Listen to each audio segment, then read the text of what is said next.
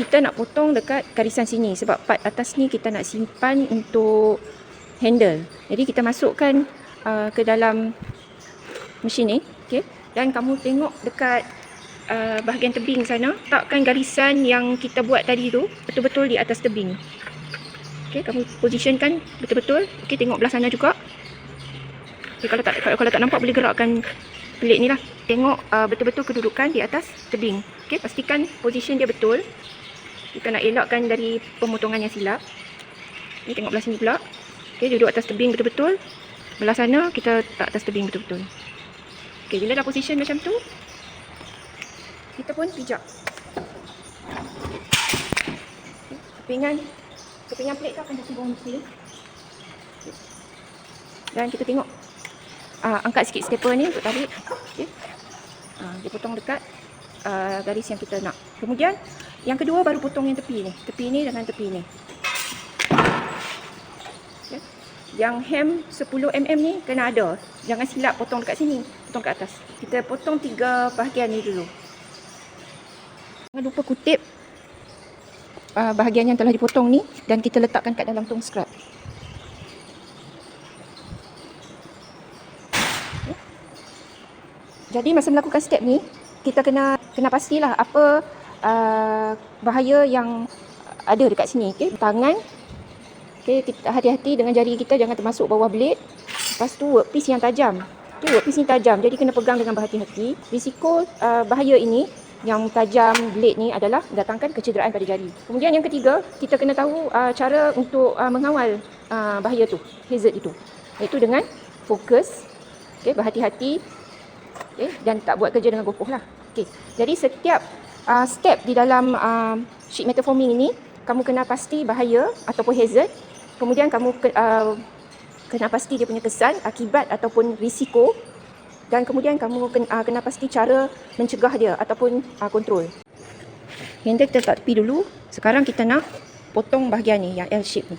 Okay. Kamu potong ikut bentuk segi ni dengan menggunakan cutter. Okay. Ini pun proses ni kamu boleh ambil gambar. Kena pasti dia punya hazard, kena pasti dia punya risiko ataupun akibat, kesan, dan kena pasti langkah untuk mengawal hazard ini. Okey, kita dah potong bahagian ni. Bahagian 5 mm ni kena ada lah snip sampai intersection tu. Kemudian kita gunting bahagian yang lebihan material ni. Ni semua ni, cucu ni.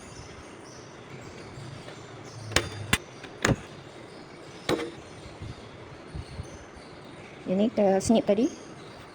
Next step kita nak melakukan proses bending. Ini adalah bending machine. Okay, yang mana kita akan yang ni kita angkat, okay, kita tolak ke sana, kita angkat untuk kita masukkan sampel kat bawah ni. Okay, masukkan sampel kat bawah ni. Okay, kita nak buat proses hemming, iaitu kita nak lipat bucu tepi ni. Bucu tepi ni 1, 2, 3, 4 rapat terus ke body ni. Tujuan dia adalah untuk bucu-bucu tepi ni dia akan expose nanti bila produk dah siap. Untuk apa? Untuk bagi bucu ni tumpul untuk elak kemalangan. Okay, kecederaan lah, untuk elakkan kecederaan. Okay. Jadi kita nak bending ni, kita pakai bending machine. Okay, kamu masuk masuk dan kamu letak apa ni edge bending machine tu betul-betul di atas line ataupun ke belakang sikit. Maksud dia nanti bila bending akan ada radius. Jadi radius tu dia akan makan sikit dimension 1 mm ataupun setengah mm. Jadi kita tak perlu letak betul-betul edge ni atas line. Kita pergi ke belakang sikit. Maksudnya ini nampak kan, okey? Kita undur ke belakang sikit. Jangan masuk ke dalam sangat line tu lah. Line tu masih nampak kat mata kita. Kita angkat bawah ni untuk lipat. Okey? Kita angkat dan keluarkan. Okey? Dia bending macam ni. Nanti kita akan ketuk. Okey? Edge ni. Okey, 3 lah. 3 lagi. Okay, bagi line tu nampak. Jangan masuk ke dalam ni sangat. Okey, dan tolak. Seterusnya kita nak ketuk bagi flat. Okey, ini proses hammering. Macam saya kata tadi, setiap step kamu kena pasti dia punya hazard, kena pasti dia punya risiko atau akibat, dan kemudian kena pasti langkah pengawalan, kontrol ataupun pencegahan. Jadi untuk hammer ni, apa risiko dia? Kita kena tangan, Ataupun kita tengok dekat permukaan anvil. Ini anvil, ada sepihan besi ketak. Nanti bila kita ketuk, besi tu akan ni kan bounce. Mungkin akan masuk ke dalam mata kita.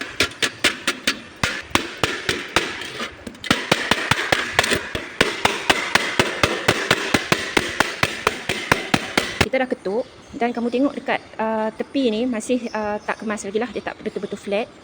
Okay, tak betul-betul flat. Tengok ada radius lagi. Ini adalah table clamp. Kita gunakan table clamp untuk untuk kurangkan radius kat sini lah. Kurang-kurangnya bagi kemas. Okay, kamu masuk. Jangan masuk sampai ke dalam sangat. Okay, kamu masuk agak-agak hem 10mm tu kan. Letakkan clamp ni. Jangan terlampau kenakan pressure, nanti dia akan letak bekas dekat kamu punya hem. Sebab gigi clamp ni berketak-ketak macam ni. Jadi just untuk kita nak flatten radius tu saja. Okey, kemaskan. Buat bahagian yang lain. Kita dah kurangkan radius dekat situ lah. Okay, semua dah flat. Okeylah, lebih kurang. Jangan tekan sangat, tengok. Kalau nampak gigi-gigi sikit kesan daripada clamp tu. Jadi okay, selesai step hemming, kita nak dirikan dinding tepi ni. Dinding tepi yang segitiga. Kamu masukkan dinding ini dekat table clamp. Okay. Berhenti dekat intersection. Ada garisan intersection tu kan, yang garis 65mm tadi. Okay, kamu tengok, check betul-betul dia tak sengit. Ketatkan. Kita tekan. Okay, kita akan sengit dia sinilah. Ni mallet, kita ketuk sikit. Okay, bagi dia ada line bending tu. Belah sini pula. Okay. Tengok sini betul-betul dekat intersection garisan. Yang ni line betul-betul garis lah, saya tak sengit. Okay, dia kamu tekan. Biasa-biasa lah. Sikit cukup. Okay. Yang ini bending keluar. Okay. Jadi masukkan ke dalam, masukkan dekat clamp. Okay, check tengok duduk kat line betul-betul. Dan kamu tekan keluar sini. Jangan masuk ke belah sini. Okay, tekan keluar. Macam ni tau. Tu. Okay. Balik ke bending machine tadi. Okay, duduk yang bucu belah sana. Ini ada handle warna merah untuk tarik naik dan turun. Okay, dekat sini kita akan ada dua jig. Okay, satu yang lebar macam ni, satu yang lebar macam ni. Kita akan pakai yang ini. Sebab dia lebar sama dengan kita punya part. Kita nak bengkokkan part yang ini. Kita tak boleh pakai dah table clamp. Sebab kalau kita pakai table clamp, dia akan jejaskan part ini dengan ini. Akan kemikkan part dua ni. Jadi kita kena pakai jig. Kita angkat dulu jig ini dengan handle yang hulu hitam. Dan kita masukkan kita punya workpiece. Okay, bagi berhenti, bagi nampak line sikit je. Sebab dia ada radius kan bila dia bending. Okay. Dan kamu turunkan handle hitam itu. Okay. Yang ini kita tak tolak dengan mesin ni. Kita tolak dengan tangan je. Sebab kita nak naik 90 darjah sikit je. Kita tak nak sampai flat. Jadi kamu buka sikit yang tepi ni, flap tepi ni.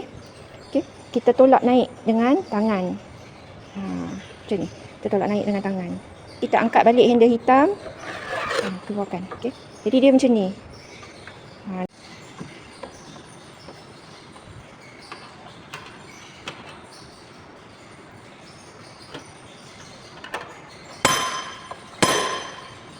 Bagi nampak flat macam ni.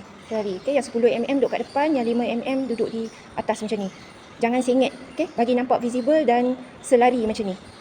Kalau kata yang depan ni tinggi dan tutup yang 15mm belakang, kamu adjust lah position dekat clamp ni bagi dia selari balik. Kita akan pakai plier untuk buat proses ni. Okay, kita kepit, kita tekan flat supaya dia tak sengit. Dan kita akan sengitkan yang ni, yang flap 5mm ni dulu.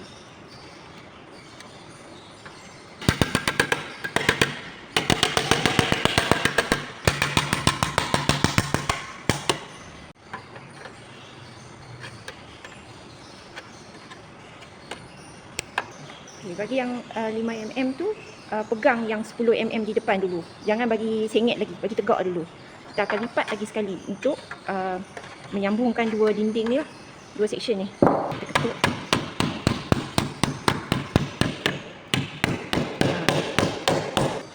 So kita dah seal satu section. Kita buat bahagian lagi satu.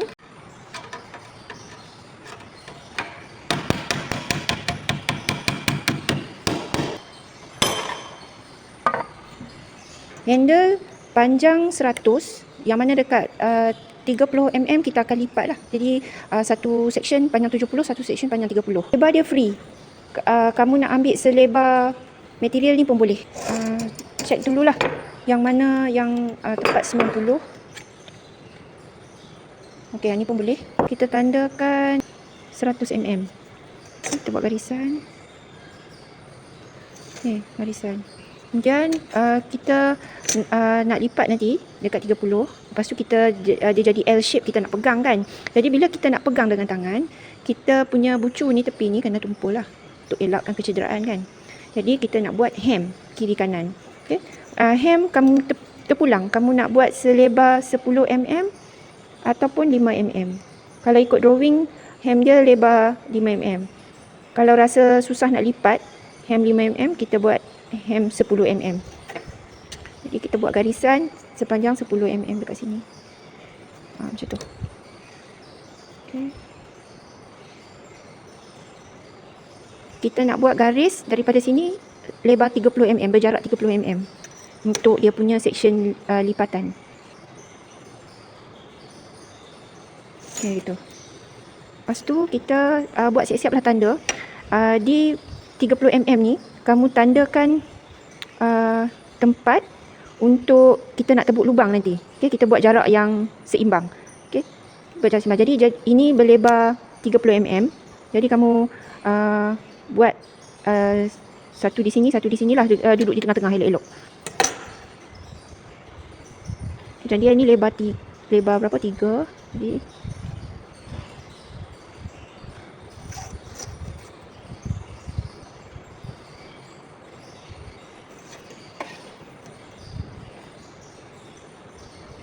okay, di sini, satu di sini.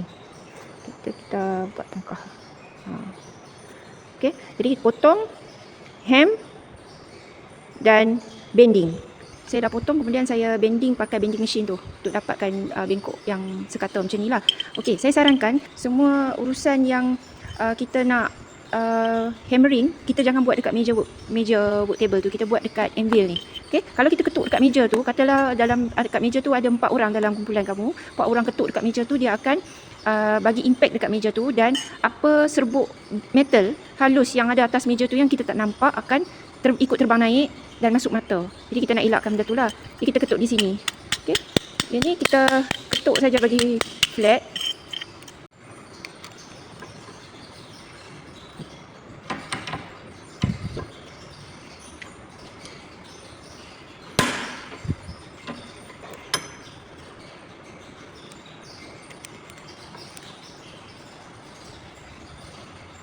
Kita bengkok dekat line 30 tu pula.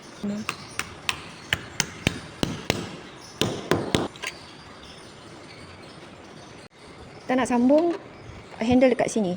Okay, nanti kita akan buat tebuk lubang dan drilling proses. Kalau kita nak pastikan dia duduk di tengah-tengah ni, tanda position duduk di tengah-tengah.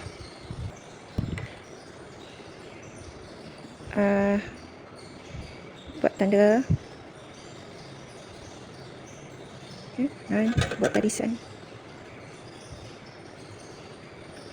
sebagai guide. Buat garisan sebagai guide, jadi kita boleh letak dekat tengah ni. Pinjam clamp ni, hand clamp ni dekat welding bay, kamu lock kat sini macam tu. Sebelum kita buat drilling proses, kamu kena buat lekukan lah. Kamu lekuk dulu dekat section ni. Sebab kalau kita drill, kita tak buat lekuk, lubang lekuk, nanti mata drill tu bila dia kelajuan tinggi, dia akan bergerak kiri kanan kiri kanan. Kita perlukan ini puncher, ada je dekat kawasan anvil ni, dan kita ambil hammer kepala besi, baru impact dia kuat untuk buat lekuk dekat kita punya workpiece.